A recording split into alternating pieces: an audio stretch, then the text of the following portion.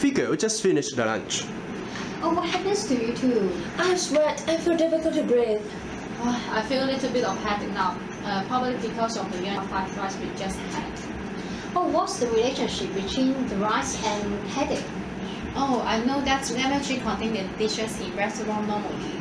Actually, I heard somebody said that taking too much MSG will lead to headache, eye damage and chest pain. Do you know about that? Oh, it's so scared. I will not eat outside anymore. Let's ask the expert. It is because after eating Chinese food that contains MSG, you may be sensitive to the food additive. It is also possible to be sensitive to food that naturally contains high amount of glutamate. Do you guys have heard the Chinese restaurant syndrome? It usually begins within 2 hours after eating. But where does the saying come from?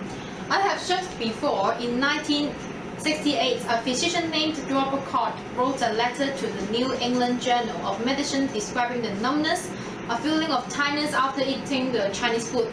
It called Chinese restaurant syndrome. Oh, it seems terrible. Did the scientists prove the reaction is associated with MSG?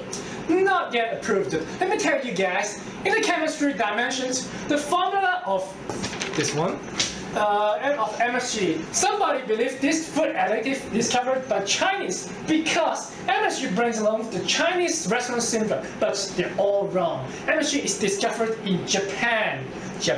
Professor Qi Ting discovered MSG. One day, he tried to investigate the ingredient of soup, which boiled by his wife. He found Laminaria japonica is the key brought along the delicious taste. He then extracted the flavor element from it and named it as umami. 呢度嘅食物有冇落味精？ Oh, we found some information from the internet.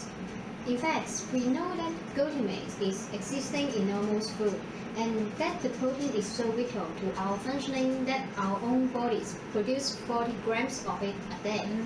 Due to growing consumer concern in Western, many research have studied about the relationship between MSG and human health.